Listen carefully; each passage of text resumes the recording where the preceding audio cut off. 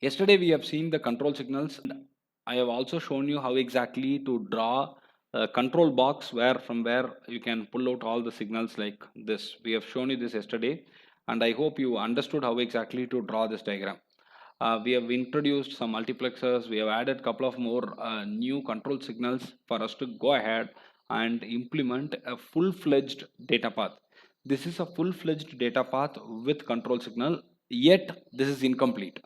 We need to add something more to it that I'll go on probably next 5 to 6 7 hours. Maybe we'll add something more to it in terms of pipelining, but as of now this is okay. This is complete, 80% complete you can say, and this is a comprehensive data path from which we can derive, we can trace path for any instruction as per our requirement. So this is explained very well yesterday, I believe, and I also asked you if you have any queries, and I understand you do not have any. If you have any queries, you can stop me in between anytime. Now it's time for us to decode the status of the control signals for a particular instruction. What I mean is, what will be the status for the control signals when I take add instruction? For an instance, here you can see that I have taken add instruction, R type instruction for an instance, add RS, add S1, S1, S2. S1 being the destination and S1 and S2 being the source. So I need to now understand what exactly is the status of the rest of the control signals which are discussed yesterday, and we need to say it as asserted or deasserted for us to complete the question. The question will be very straightforward, where they will ask you decode the status of the control signals. What are all the control signals that I need to highlight here? REG DST, I need to start from left to right. REG DST, ALU SRC, mem to reg, reg write, mem read, mem write, branch, ALU OP1, ALU OP2. These two should be last, and rest of the things please write it in order. Here I might not have followed the order, but it's better that you write it in order from left to right so that you won't be confused. It has to start from REG DST and it should ideally end with mem to reg. If I change the order, it does not mean that I'm right. It is not wrong as well, but it's a good practice if you go ahead from left to right, so follow it that way. Now we have the control signal status REG DST, ALU SRC, mem to reg, reg write, mem read, mem write, branching. Forget about ALU op1 and op2. As of now, we are ignoring it. I'll tell you what is the status of it a little later towards the end of it. Now, how do we decode the values, sir? First point, when an R type instruction is taken, which are all the signals that will go in? RS and RT will go in, right? I need to send RS and RT. Am I right? So RT is to be sent, and sorry, we need to have, one second, it is REG DST here, so I need to send RS. We will have, one second, just stay online. When we have R type instruction, we need to understand from this table that we've asserted the destination register will be identified by RD. Now what do we do here? Very simple, I need to follow the same content here. So I need the destination register to be identified as RD. So what will I do? I need to make this particular signal 1. REG DST has to be 1 because only when it is asserted, the destination register gets identified as RD. So this is 1. Now let's go to ALU SRC. This is the ALU. First input goes from here, no problem. The second input is not through the sign extender 1. It is through the read data option, so it is 0. So I can see that it is 0 here. Now, what is mem to reg? Mem to reg is the last one. Does it go through 1 or 0? It takes the output from the ALU, and the ALU output is being sent back to the register for write data. So it is not through 1 and it is through 0. So mem to reg is 0. You can see that here the status of mem to reg is 0. Now reg write, where do we have reg write? We have got the reg write here. I'm going to write the result back onto a register, so I need to enable this. Only when I assert this, I get the register return with a value, so I need to have it as 1. It is done. I do not have any memory operations. I'm not reading it from any memory location. I'm not writing it from any memory location, so both are deasserted. Now, is it a branching operation? No, we are not doing any branching, so this is also 0. Now, what are all the important signals that are working here? I have REG DST, which will help me in selecting the destination register as RD, and only when you assert it, you get as RD, and that's what is highlighted here. ALU SRC, it takes the second input, not from the, it takes the second input directly from this and not from the sign extended one, so it goes via 0. You can see that here. And here you can see that mem to reg, it doesn't go via 1 and it goes via 0. I mean the result is taken out of the ALU and it is being sent back to the write. And when you want to write something onto a register, you need to enable the reg write. That is it. These are the signals that are working here. But what is the status of ALU op1 and op2, sir? Very simple. I have shown you a table yesterday which I asked you to memorize. That's the only thing that I want you to memorize. Here you can see that this is the values that we have in hand. For add, what is the last two bits? The last two bits are 1 0. So I'll have to go ahead and use that 1 0 here. Remember it. ALU op1 is 1, ALU op2 is 0. So 1 0 has to be remembered. That's it. So we have got 1 0 here, and remember it. You have to remember it and there is no option.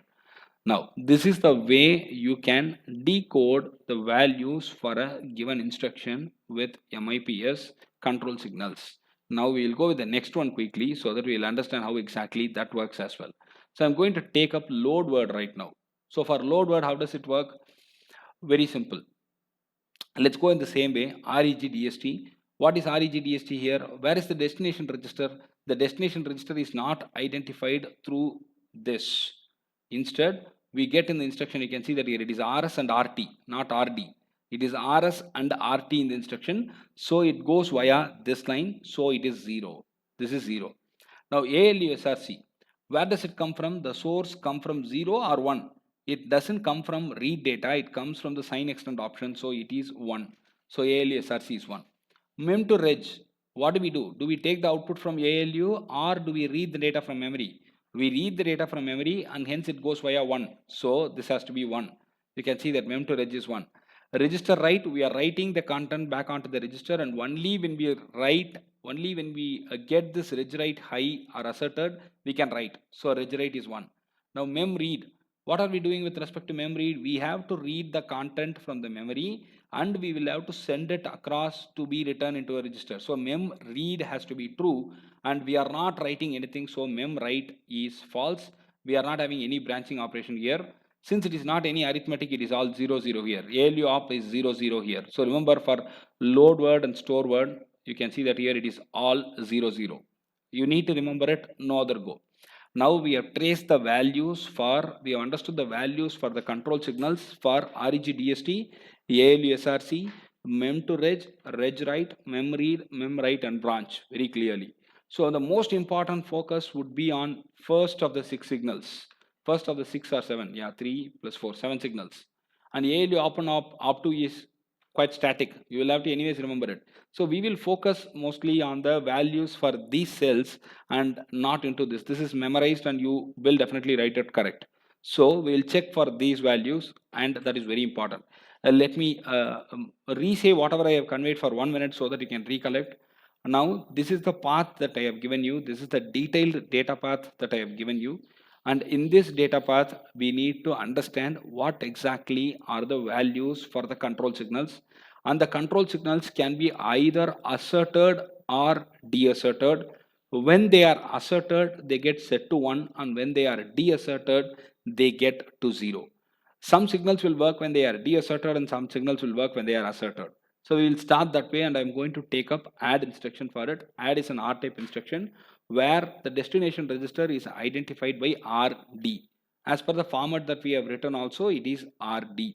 Now we need to trace the values. We need to understand the values for all these control signals. When I take up REGDST first, we are getting the results into RD, which means that we need to get this asserted. This reg DST should be 1. Register DST should be 1, and since it is asserted, the destination register is identified as RD. The first step is over. Let me zoom it a little bit to show you things better.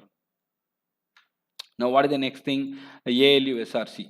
So where does the ALU output come from? The ALU output comes from a read. ALU input comes from read data 2 or from sign extend. It comes only from read data 2. So the ALU SRC has to be 0. Here this has to be 0 and you could see that here ALU SRC is 0. Do we have mem to reg? Yes, we have it here.